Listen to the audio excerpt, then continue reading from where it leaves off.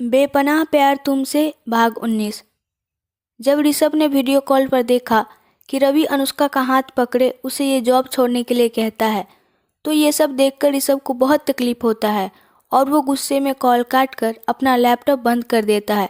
अनुष्का समझ जाती है कि ऋषभ जी उससे नाराज हो गए हैं। वो रवि को बोली, रवि जी आप प्लीज़ थोड़ी देर के लिए बाहर जाइए, मैं ये सारी रिपोर्ट भेज कर आती हूँ तो आपको पूरी बात बताती हूँ।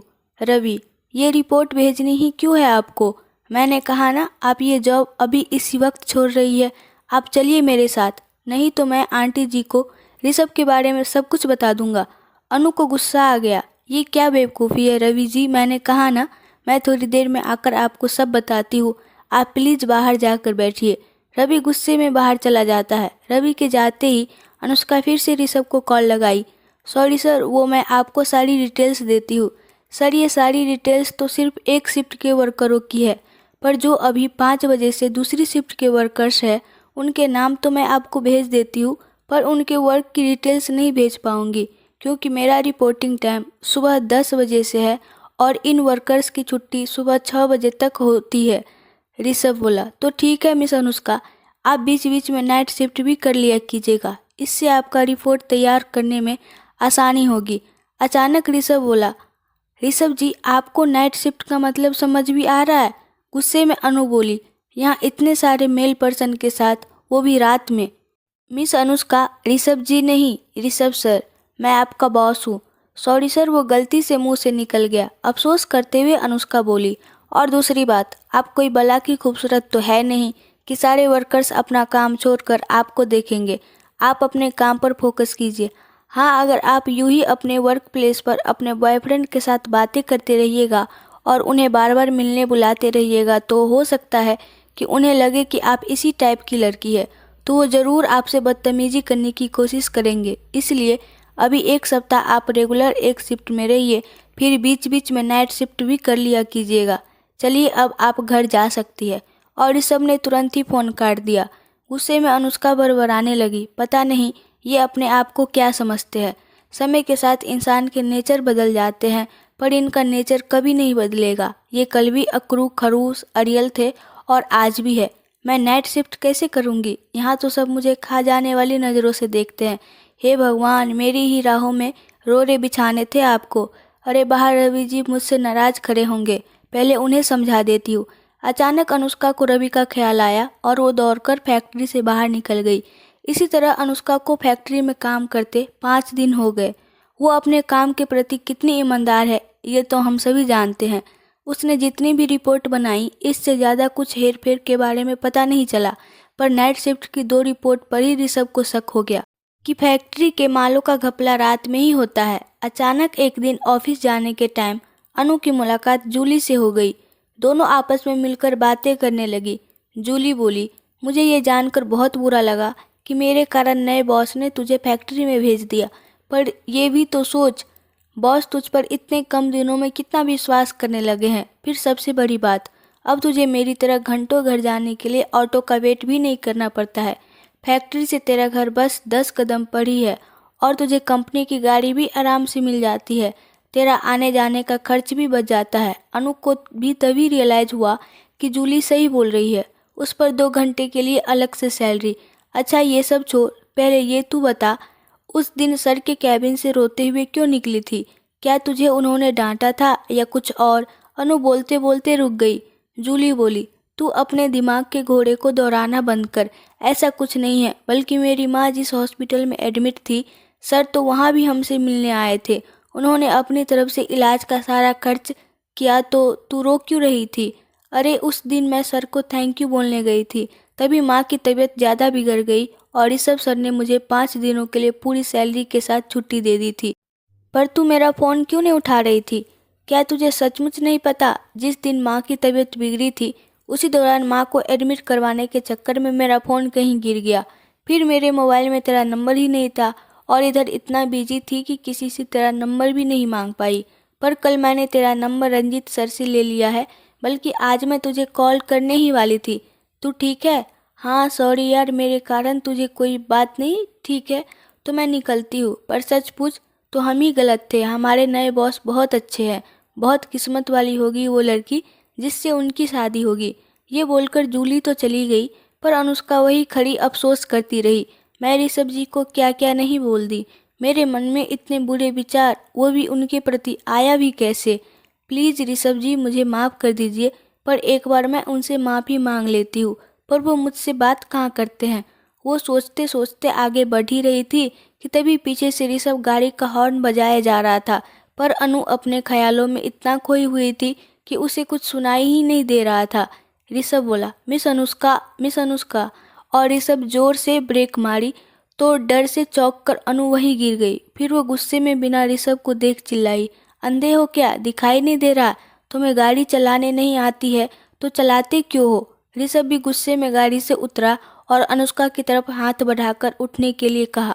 वो गुस्से में बिना ऋषभ को देखे बोली, एक तो अंधे की तरह रोड पर गाड़ी चलाते हो, फिर गलती करके सहारा देने का ड्रामा भी करते हो। अनु अपना हाथ उठने के लिए आगे बढ़ाई ही थी कि ऋषभ अपना हाथ पीछे कर लेता है। ये क्या बदतमीजी है? ऐसा बोलते हुए अनु ऋषभ की तरफ देखी तो उसका मुंह खुला का खुला रह गया। आप, हे भगवान, कहाँ तो मैं इनसे माफ़ी मांगने वाली थी और अब अनजाने में ही इन्हें गालियाँ और दे चुकी हूँ। अब तो ये फैक्ट्री भी गई। अब ये खूंखार मुझे सीधे काले पानी की सजा ही सुना देगा। भगवान जी प्लीज़ इस बार बचा लो। अनु चुपचाप खड़ी हो गई और अपने कपड़ों से धूल झाड़ने लगी। ऋषभ बोला, क्या कहा आपने मिस अनुष्का? मुझे दिखाई नहीं देता, गाड़ी चलानी नहीं आती, मैं अंधा हो गया हूँ? सॉरी सर, वो मुझे लगा कोई और। बोलते बोलते आधे पर ही अनु रुक गई। आपको खुद रोड पर चलना आता है? आप अक्सर बिना सोचे समझे कहीं खोई हुई अल्हड़ की तरह रोड पर चलती है। ना ही आपको कल चलना आता था और ना ही आज। पहले भी अक्सर आप मेरी गाड़ी से टकरा जाती थी और इतने सालों बाद आज फिर वही गलती की। तुम कब समझोगी अनु? फिर दोनों एक दूसरे को थोड़ा भावुक होकर देखने लगे। काश कि आप हर बार संभालने के लिए मेरे पास रहते, पर आपने तो मुझे संभालते संभालते ही खाई में गिरा दिया। ऐसा दर्द दिया है आपने कि कभी उस दर्द पर मलहम नहीं लग सकता। अनु मन ही मन सोची। ऋषभ को रियलाइज हुआ वो भावुक हो रहा है तो तुरंत बोला, मिस अनुष्का आप कहाँ जा रही है? अगर फैक्ट्री तो मत जाइए। अनु को लगा ऋषभ ने अब उसे फैक्ट्री से भी निकाल दिया। सर मैंने सॉरी कहा तो फिर क्यों? क्योंकि आज आपकी नाइट शिफ्ट है, इसलिए अभी जाकर आराम कीजिए। अनु कुछ नहीं बोल पाई। ऋषभ जाने लगा। सर मुझे आपसे कुछ बोलना था। ऋषभ कार का दरवाज़ा खोलते खोलते रुक गया। हाँ बोलिए। Sorry sir. सॉरी किस लिए? मैं गाड़ी आपके ऊपर नहीं चढ़ाई इसलिए, या आपको कहीं चोट नहीं लगी इसलिए? नहीं सर, जूली के लिए। मैंने जो भी आपसे मिस अनुष्का, शाम 5 बजे फैक्ट्री पहुंच जाइएगा, बोलकर ऋषभ गाड़ी में बैठा और चला गया। अनु बस उसे देखते ही रह गई। एटीट्यूड तो थोड़ा भी कम नहीं हुआ। खरूस के खरूस रह गए। बस अपनी बात बोलना आता है, इन्हें दूसरों को बोलने का तो मौका ये कभी देते ही नहीं है। और अनु भी अपने घर वापस चली गई। रात 11:30 बजे अनु फैक्ट्री में चारों तरफ एक राउंड लगाकर आकर अपने कैबिन में बैठ गई। वह बैठे बैठे जम्हाई लेने लगी। नींद से बोझिल उसकी आंखें खुली नहीं रही थी, तो वो सोची थोड़ी देर आराम कर लेती हूँ। ये सोचते हुए वो चेयर पर बैठी, अपने सामने की टेबल पर सर रखकर सो गई। अभी थोड़ी ही देर हुआ कि उसे लगा जैसे किसी ने उसके पीठ को सहलाया। वो डर से चौंक कर उठ गई। कौन है, कौन है यहाँ? पर उसके आसपास कोई नज़र ही नहीं आया। वो आश्चर्य से सोचने लगी, पर मुझे लगा जैसे किसी ने मुझे छुआ, पर यहाँ तो कोई है ही नहीं। शायद मैंने कोई सपना देखा होगा। ये सोचकर बैठकर पानी पीने लगी। अचानक उसका ध्यान लैपटॉप पर गया। ये तीसरे नंबर गेट की सीसीटीवी कैमरा कैसे ऑफ हो गई? अभी तो थोड़ी देर पहले चल रहा था। वो फिर से लैपटॉप चेक करने लगी। नहीं, ये दोनों कैमरा ठीक है, बस एक यही कैमरा बंद है।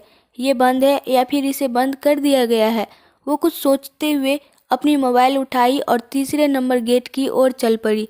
तभी पीछे से बहादुर ने उसे रोककर कहा, मैडम आप उधर कहाँ जा रही है? उधर तो कोई नहीं है। अनुष्का बोली, मैं उधर कुछ देखने जा रही हूँ। मैडम उधर काफ़ी अंधेरा है, आपको अंधेरे में क्या काम है? काम है तभी तो जा रही हूँ। अनु को बहुत गुस्सा आया और वो झुंझलाकर बहादुर को डांटी, क्योंकि बहादुर एक 24 से 25 साल का नौजवान लड़का था। मैडम आप वहाँ जाकर भी कुछ नहीं कर पाएंगी, क्योंकि सीसीटीवी कैमरा कल सुबह ही ठीक होगा। अनु चौंक गई। इसे कैसे मालूम? मैं सीसीटीवी कैमरा देखने जा रही हूँ।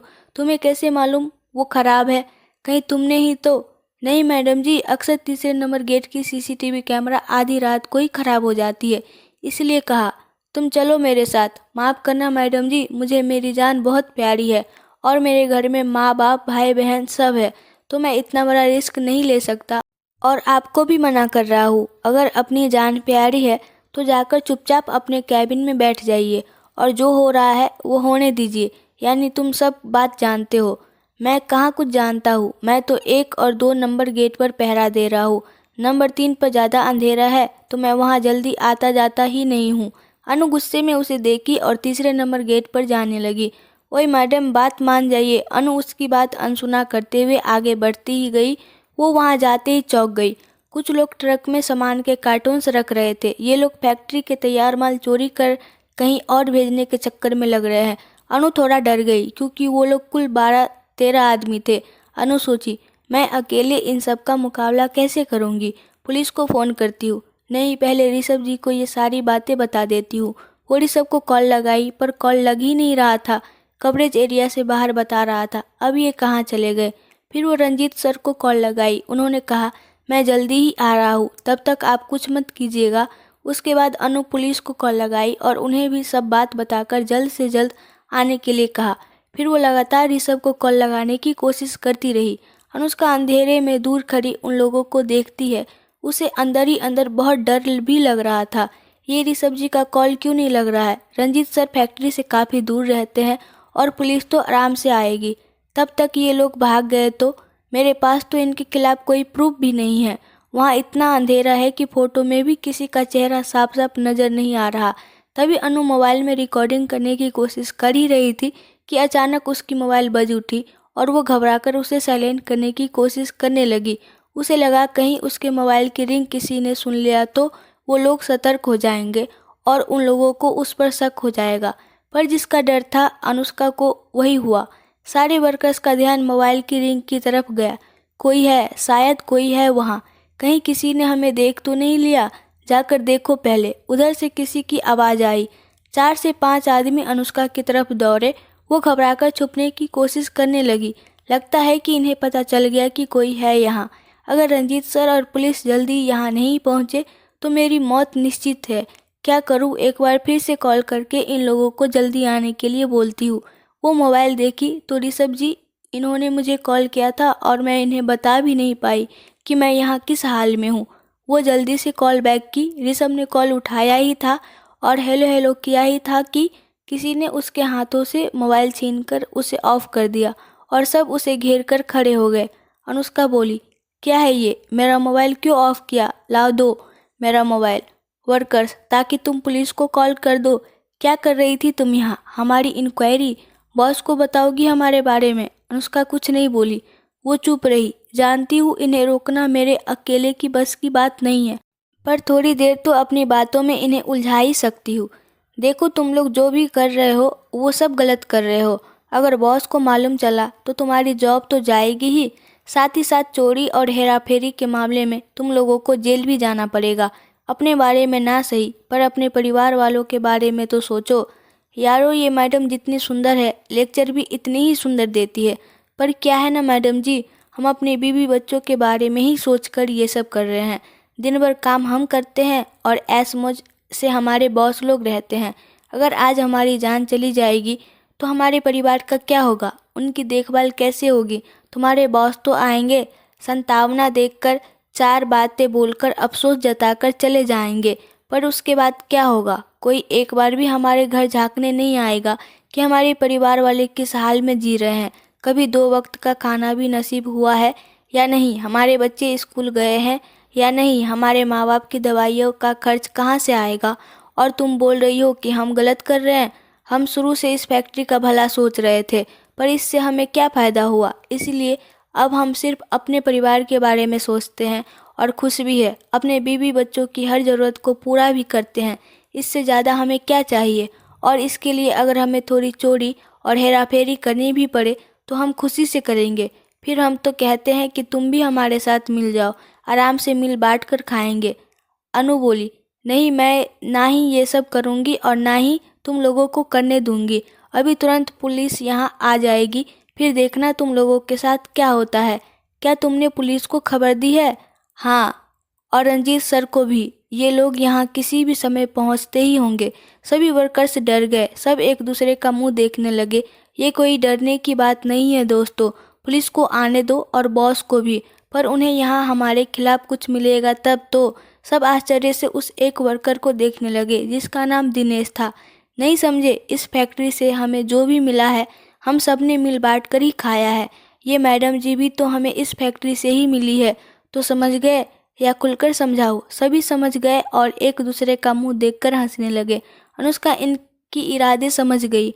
अगर आज कोई समय पर नहीं आया तो मेरी मौत निश्चित है। मरने से डर नहीं लगता है, पर अगर इन्होंने सोचकर भी सहम जाती हूँ, पर मैं ऐसे हार नहीं मान सकती। मुझे कैसे भी करके यहाँ से भागने की कोशिश करनी होगी। और वो जोर से चिल्लाई, रंजीत सर! सभी डर से पीछे मुड़े और अनुष्का वहाँ से भाग निकली। अरे यार, ये तो हमें ही बेवकूफ़ बनाकर निकल गई। पकड़ो पकड़ो इसे! सभी अनुष्का की तरफ दौड़े, पर अनु छुपते छुपाते एक दीवार से सटकर खड़ी हो गई। किसी को तो मेरी मदद के लिए भेज दो भगवान। वो डर से पसीने से तरबतर हो गई। उसकी सांसें भी फूल रही थी। वो लंबी लंबी सांस लेने लगी और आंखें बंद कर अपने माँ भाई के बारे में सोचने लगी। उसकी आंखों से आंसुओं की बूंदें गिरने लगी। तभी उसे एहसास हुआ किसी ने उसके कंधे पर हाथ रखा। वो झट से आंखें खोली और शॉक्ड रह गई। कहाँ तक भागोगी? यहाँ का हर चप्पा चप्पा हमारा जाना हुआ है। अब बताओ, हमसे बचकर कहाँ जाओगी? चलो इसे पकड़कर स्टोर रूम में ले चलो। अनु बोली, खबरदार अगर किसी ने मुझे हाथ भी लगाया तो। अगर रंजीत सर को मालूम चला तो याद रखना वो तुम लोगों को छोड़ेंगे नहीं। तुम इसकी चिंता मत करो, हम कोई सबूत ही नहीं छोड़ेंगे। अनु बहुत ज़्यादा डरी हुई थी। वो अपने हाथ जोड़ कर बोली, देखो तुम लोग यही चाहते हो ना कि मैं तुम्हारे बारे में किसी को नहीं बताऊँ। तो ठीक है, मैं किसी को नहीं बताऊँगी। तुम कहोगे तो मैं ये जॉब भी छोड़कर चली जाऊँगी, पर प्लीज़ मुझे यहाँ से जाने दो। मैं कभी किसी से तुम लोगों के बारे में नहीं बोलूँगी, पर मुझे छोड़ दो। अनु उन लोगों के सामने हाथ जोड़कर गिड़गिड़ाने लगी। कहते हैं एक औरत अपने दामन, अपनी अस्तित्व को बेदाग रखने के लिए किसी के आगे भी झुक भी जाती है। अब आया ऊँट पहाड़ के नीचे। यही बात थोड़ी देर पहले हमने कही तो तुम्हें समझ नहीं आया था। अब गिड़गिड़ा रही हो, पर अब हमारा मन बदल गया है। अब हमें सिर्फ तुम चाहिए। चलो इसका मुंह बंद करो और हाथ पैर पकड़ो और इसे टांग कर स्टोर रूम में ले चलो। तभी दिनेश ने उसका दुपट्टा खींचकर दूर फेंक दिया। अनुष्का जोर से चिल्लाई। सब उसका हाथ पैर बांधकर उसे उठाकर ले जाने लगे। तभी पीछे से आवाज़ आई, रुक जाओ, छोड़ दो उसे। और सब चौंक गए। अगर आपको इस कहानी के आगे का पार्ट देखना है तो कमेंट में बताएं और प्लीज़ आप लोग मेरे चैनल को सब्सक्राइब कर दो। Thank you.